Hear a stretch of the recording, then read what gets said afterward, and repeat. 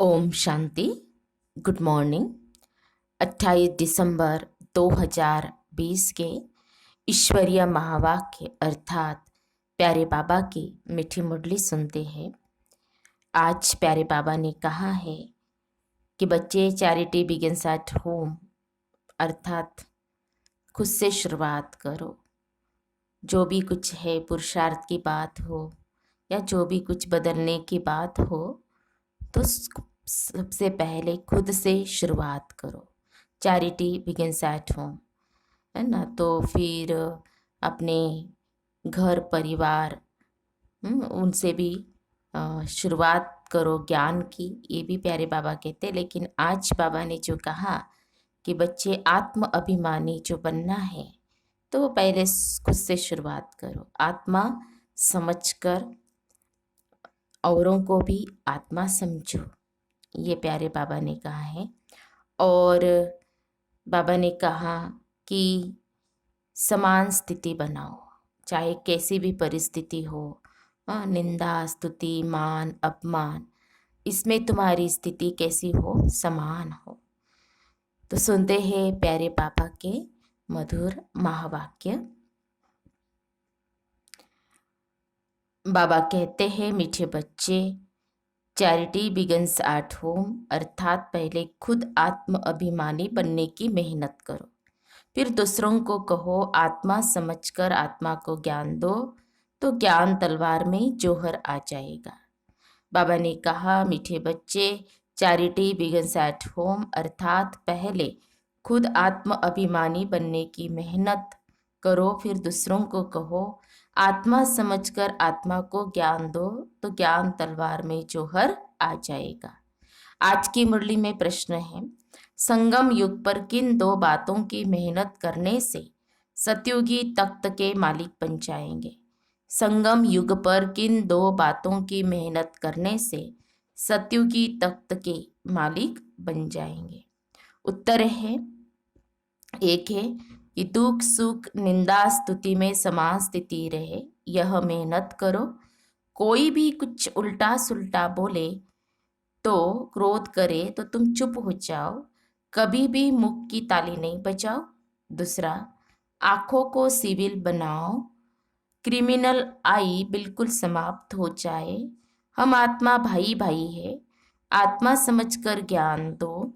आत्म अभिमानी बनने की मेहनत करो, तो सतयुगी तख्त के मालिक बन जाएंगे। संपूर्ण पवित्र बनने वाले ही गद्दी नशीन बनते हैं। ओम शांति। रूहानी बाप रूहानी बच्चों से बात करते हैं। तुम आत्माओं को यह तीसरा नेत्र मिला है, जिसको ज्ञान का नेत्र भी कहा जाता है। उनसे तुम देखते हो अपने भाइयों को, तो यह बुद्धि से समझते हो ना कि जब हम भाई भाई को देखेंगे तो कर्मेंद्रिया चंचल नहीं होंगी, और ऐसे करते करते आंखें जो क्रिमिनल है वह सिविल हो जाएंगे। बाप कहते हैं, विश्व का मालिक बनने के लिए मेहनत तो करनी पड़ेगी ना, तो अभी यह मेहनत करो। मेहनत करने के लिए बाबा नई नई गुह्य पॉइंट्स सुनाते हैं ना, तो अभी अपने को भाई भाई समझकर ज्ञान देने की आदत डालनी है। फिर यह जो गाया जाता है कि वी आर ऑल ब्रदर्स, यह प्रैक्टिकल हो जाएगा। अभी तुम सच्चे सच्चे ब्रदर्स हो, क्योंकि बाप को जानते हो। बाप तुम बच्चों के साथ सर्विस कर रहे हैं। हिम्मते बच्चे, मददे बाप। तो बाप आकर के यह हिम्मत देते हैं सर्विस करने की, तो यह सहज हुआ ना। तो रोज यह प्रैक्टिस करनी पड़ेगी, सुस्त नहीं होना चाहिए। यह नई नई पॉइंट्स बच्चों को मिलती है। बच्चे जानते हैं कि हम भाइयों को बाबा पढ़ा रहे हैं, हम आत्मा भाइयों को बाबा पढ़ा रहे हैं, आत्माएं पढ़ती है। यह रूहानी नॉलेज है, इसे स्पिरिचुअल नॉलेज कहा जाता है। सिर्फ इस समय रूहानी नॉलेज रूहानी बाप से मिलती है, क्योंकि बाप आते ही है संगम युग पर, जबकि सृष्टि बदलती है। यह रूहानी नॉलेज मिलती भी तब है जब सृष्टि बदलने वाली है। बाप आकर यही तो रूहानी नॉलेज देते हैं कि अपने को आत्मा समझो। आत्मा नंगी अर्थात अशरीरी आई थी, न अंगे। एक भी अंग लेकर के आत्मा तो आई नहीं थी, यहाँ आकर के आत्मा को शरीर मिलता है, यहाँ फिर शरीर धारण करती है। शुरू से अब तक आत्मा ने 84 जन्म लिए हैं, परंतु नंबरवार जो जैसे आए होंगे वह वैसे ही ज्ञान योग की मेहनत करेंगे। फिर देखने में भी आता है कि जैसे जिसने कल्प पहले जो पुरुषार्थ किया, मेहनत किया, वह अभी भी ऐसे ही मेहनत करते रहते हैं। अपने लिए मेहनत करनी है, दूसरे कोई के लिए तो नहीं करनी होती है। तो अपने को ही आत्मा समझ करके अपने साथ मेहनत करनी है। दूसरा क्या करता है, उसमें हमारा क्या जाता है। चैरिटी बिगन्स एट होम, माना पहले पहले खुद मेहनत करनी है, पीछे दूसरों को, भाइयों को कहना है। जब तुम अपने को आत्मा समझ करके आत्मा को ज्ञान देंगे तो तुम्हारी ज्ञान तलवार में जोहर रहेगा। मेहनत तो है ना, तो जरूर कुछ न कुछ सहन करना पड़ता है।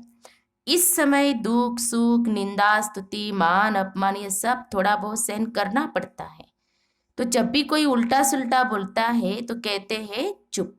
जब कोई चुप कर देते हैं तो पीछे कोई गुस्सा क्या करेंगे। जब कोई बात करते हैं और दूसरा भी बात करते हैं तो मुख की ताली बजती है। अगर एक ने मुख की ताली बजाई और दूसरे ने शांत किया तो चुप। बस यह बाप सिखलाते हैं। कभी भी देखो कोई क्रोध में आते हैं तो चुप हो जाओ, आपे ही उसका क्रोध शांत हो जाएगा, दूसरी ताली बजेंगी नहीं। अगर ताली से ताली बजी तो फिर गड़बड़ हो जाती है। इसलिए बाप कहते बच्चे कभी भी इन बातों में ताली नहीं बजाओ, न विकार की, न काम की, न क्रोध की। बच्चों को हर एक का कल्याण करना ही है। इतने जो सेंटर्स बने हुए हैं किस लिए। कल्प पहले भी तो ऐसे सेंटर्स निकले होंगे। देवों का देव बाप देखते रहते हैं कि बहुत बच्चों को यह शौक रहता है कि बाबा सेंटर्स खोलो। हम सेंटर खोलते हैं, हम खर्चा उठाएंगे तो दिन प्रतिदिन ऐसे होते जाएंगे, क्योंकि जितना विनाश के दिन नजदीक होते जाएंगे उतना फिर इस तरफ भी सर्विस का शौक बढ़ता जाएगा। अभी बाप दादा दोनों इकट्ठे हैं तो हर एक को देखते हैं कि क्या पुरुषार्थ करते हैं, क्या पद पाएंगे, किसका पुरुषार्थ उत्तम, किसका मध्यम, किसका कनिष्ठ है, वह तो देख रहे हैं। टीचर भी स्कूल में देखते हैं कि स्टूडेंट किस सब्जेक्ट में ऊपर नीचे होते हैं। तो यहाँ भी ऐसे ही है।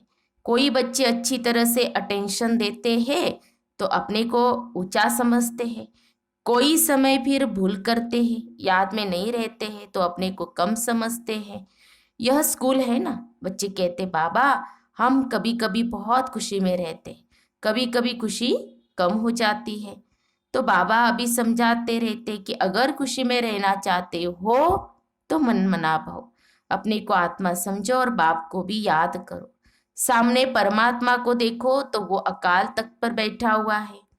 ऐसे भाइयों की तरफ भी देखो, अपने को आत्मा समझ करके फिर भाई से बात करो। भाई को हम ज्ञान देते हैं, बहन नहीं, भाई भाई है, आत्माओं को ज्ञान देते हैं। अगर यह आदत तुम्हारी पड़ जाएगी तो तुम्हारी जो क्रिमिनल आई है, जो तुमको धोखा देती है, वह आहिस्ते आहिस्ते बंद हो जाएंगी। आत्मा आत्मा में क्या करेंगी, जब देह अभिमान आता है तब गिरते हैं। शरीर को ही नहीं देखेंगे तो बाबा कहते हैं तो दृष्टि जाएंगी नहीं। बहुत कहते हैं बाबा हमारी क्रिमिनल आई है, तो बाबा कहते हैं अच्छा क्रिमिनल आई को अभी सिविल आई बनाओ।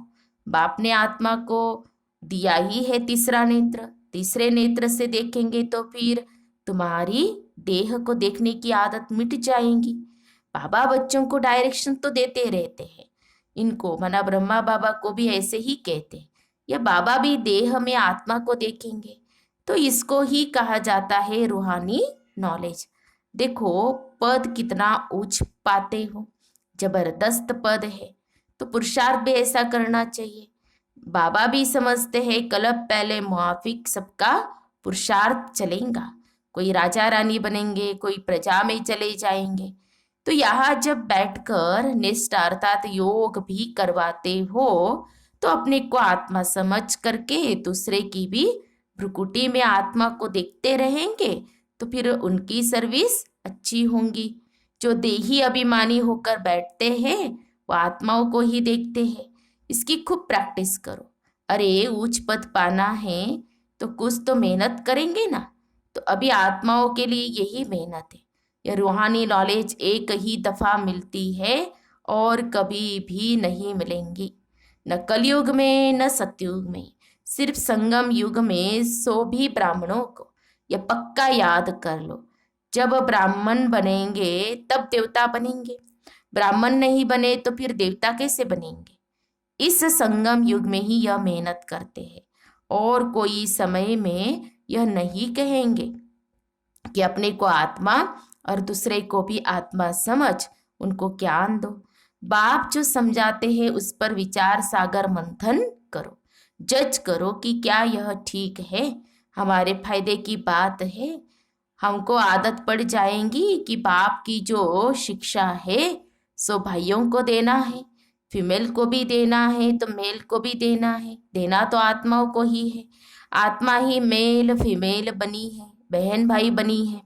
बाप कहते मैं तुम बच्चों को ज्ञान देता हूँ, मैं बच्चों की तरफ आत्माओं को देखता हूँ और आत्माएं भी समझती हैं कि हमारा परमात्मा जो बाप है वह ज्ञान देते हैं। तो इसको कहेंगे यह रूहानी अभिमानी बने हैं। इसको ही कहा जाता है स्पिरिचुअल ज्ञान की लेन देन आत्मा की परमात्मा के साथ। तो यह बाप शिक्षा देते हैं कि जब भी कोई विजिटर आदि आते हैं तो भी अपने को आत्मा समझ आत्मा को बाप का परिचय देना है। आत्मा में ज्ञान है, शरीर में नहीं है, तो उनको भी आत्मा समझ करके ही ज्ञान देना है। इससे उनको भी अच्छा लगेगा। जैसे कि यह जौहर है तुम्हारे मुख में, इस ज्ञान की तलवार में जौहर भर जाएगा। क्योंकि देही अभिमानी होते हो ना, तो यह भी प्रैक्टिस करके देखो। बाबा कहते जज करो, यह ठीक है। और बच्चों के लिए भी यह कोई नई बात नहीं है, क्योंकि बाप समझाते ही सहज करके है। चक्र लगाया अब नाटक पूरा होता है। अभी बाबा की याद में रहते हैं, तमो प्रधान से सतो प्रधान बन, सतो प्रधान दुनिया का मालिक बनते हैं। फिर ऐसे ही सीढ़ी उतरते हैं। देखो कितना सहज बताते हैं। हर 5000 वर्ष के बाद मेरे को आना होता है। ड्रामा के प्लान अनुसार मैं बंधाईमान हूँ। आकर के बच्चों को बहुत सहज याद की यात्रा सिखलाता हूँ। बाप की याद में अंतमति सो गति हो जाएंगी। यह इस समय के लिए है, यह अंत काल है। अभी इस समय बाप बैठ करके युक्ति बतलाते हैं कि मामेकम याद करो तो सदगति हो जाएंगी। बच्चे भी समझते हैं कि पढ़ाई से यह बनूंगा फलाना बनूंगा। इसमें भी यही है कि मैं जाकर के नई दुनिया में देवी देवता बनूंगा। कोई नई बात नहीं है। बाप तो घड़ी घड़ी कहते नथिंग न्यू, यह तो सीढ़ी उतरनी चढ़नी है। जिनकी कहानी है ना उसको सीढ़ी उतरने और चढ़ने का काम दिया गया। यह नाटक ही है, चढ़ना और उतरना। याद की यात्रा से बहुत मजबूत हो जाएंगे। इसलिए भिन्न भिन्न प्रकार से बाप बच्चों को बैठ सिखलाते हैं कि बच्चे अभी देही अभिमानी बनो, अर्थात स्वयं को आत्मा समझो। अभी सबको वापिस जाना है। तुम आत्मा पूरे 84 जन्म लेकर तमो प्रधान बन गई हो। भारतवासी ही सतो रजो तमो बनते हैं। दूसरी कोई नेशनैलिटी को नहीं कहेंगे कि पूरे 84 जन्म लिए हैं। बाप ने आकर के बताया है नाटक में हर एक का पार्ट अपना अपना होता है। आत्मा कितनी छोटी है, साइंस दानों को यह समझ में ही नहीं आएगा कि इतनी छोटी आत्मा में यह अविनाशी पार्ट भरा हुआ है। यह है सबसे वंडरफुल बात। यह छोटी सी आत्मा और पार्ट कितना बजाती है, वह भी अविनाशी। यह ड्रामा भी अविनाशी है और बना बनाया है। ऐसे नहीं कोई कहेंगे कि कब बना, नहीं, यह कुदरत है। यह ज्ञान बड़ा वंडरफुल है। कभी कोई यह ज्ञान बता ही नहीं सकते हैं। ऐसे कोई की ताकत नहीं है जो यह ज्ञान बताए। तो अभी बच्चों को बाप दिन प्रतिदिन समझाते रहते। अभी प्रैक्टिस करो कि हम अपने भाई आत्मा को ज्ञान देते हैं, आप समान बनाने के लिए, बाप से वर्षा लेने के लिए, क्योंकि सब आत्माओं का हक है। बाबा आते हैं इस सभी आत्माओं को अपना अपना शांति व सुख का वर्षा देने। हम जब राजधानी में होंगे तो बाकी सब शांति धाम में होंगे, पीछे जय जयकार होंगी, यहाँ सुख ही सुख होगा। इसीलिए बाप कहते पावन बनना है। जितना जितना तुम पवित्र बनते हो उतना कशिश होती होगी। जितना जितना बाबा ने कहा कि तुम पवित्र बनते हो उतना कशिश होती है। जब तुम बिल्कुल पवित्र हो जाते हो तो गद्दी निश्चिंत हो जाते हो। तो प्रैक्टिस यह करो, ऐसे मत समझना कि बस यह सुना और कान से निकाला। नहीं, इस प्रैक्टिस बिगर तुम चल नहीं सकेंगे। अपने को आत्मा समझो, वह भी आत्मा भाई भाई को बैठकर समझाओ। रूहानी बाप रूहानी बच्चों को समझाते हैं। इसको कहा जाता है रूहानी स्पिरिचुअल नॉलेज। स्पिरिचुअल फादर देने वाला है। जब चिल्ड्रेन पूरा स्पिरिचुअल बन जाते हैं, एकदम प्योर बन जाते हैं, तो जाकर सतयुगी तख्त के मालिक बनते हैं। जो प्योर नहीं बनेंगे वो माला में भी नहीं आएंगे। माला का भी कोई अर्थ तो होगा ना। माला का राज दूसरा कोई भी नहीं जानते हैं। माला को क्यों सिमरते हैं? क्योंकि बाप की बहुत ही मदद की है। तो क्यों नहीं सिमरे जाएंगे? तुम सिमरे भी जाते हो, तुम्हारी पूजा भी होती है और तुम्हारे शरीर को भी पूजा जाता है, और मेरी तो सिर्फ आत्मा को पूजा जाता है। देखो बाबा कहते तुम तो डबल पूजे जाते हो, मेरे से भी जास्ती। तुम जब देवता बनते हो तो देवताओं की भी पूजा करते हैं, इसलिए पूजा में भी तुम तीखे, यादगार में भी तुम तीखे, और बादशाही में भी तुम तीखे। देखो बाबा कितना बच्चों को ऊपर चढ़ाते हैं। इसमें भी तुम किसमें, पूजा में भी तुम तीखे, यादगार में भी तुम तीखे, और बादशाही में भी तुम तीखे। देखो तुमको कितना ऊंचा बनाता हो। तो जैसे प्यारे बच्चे होते हैं, बहुत लव होता है, तो बच्चों को कूल्हे पर माथे पर भी रखते हैं। तो बाबा एकदम सिर पर रख देते हैं। बाबा ने बच्चों को कहा रख दिया एकदम सिर पर। अच्छा, मीठे मीठे सिखिल दे बच्चों प्रति मात पिता बाप दादा का याद प्यार और गुड मॉर्निंग। रूहानी बाप की रूहानी बच्चों को नमस्ते। हम रूहानी बच्चों की रूहानी बाप दादा को याद प्यार और नमस्ते नमस्ते। ओम शांति ओम शांति ओम शांति। गुड मॉर्निंग बाबा, शुक्रिया बाबा, थैंक्स बाबा। धारणा के लिए मुख्य सार। आज की मुरली का सार 2 पॉइंट में। पहली पॉइंट है, गायन और पूजन योग्य बनने के लिए स्पिरिचुअल बनना है, आत्मा को प्योर बनाना है, आत्म अभिमानी बनने की मेहनत करनी है। दूसरी पॉइंट, मन मना भाव के अभ्यास द्वारा अपार खुशी में रहना है, स्वयं को आत्मा समझकर आत्मा से बात करनी है, आंखों को सिविल बनाना है। आज की मुरली में बाबा का वरदान है, सदा काल के अटेंशन द्वारा विजय माला में पिरोने वाले बहुत समय के विजयी भव। सदा काल के अटेंशन द्वारा विजय माला में पिरोने वाले बहुत समय के विजयी भव।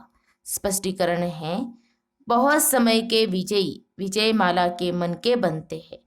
विजयी बनने के लिए सदा बाप को सामने रखो।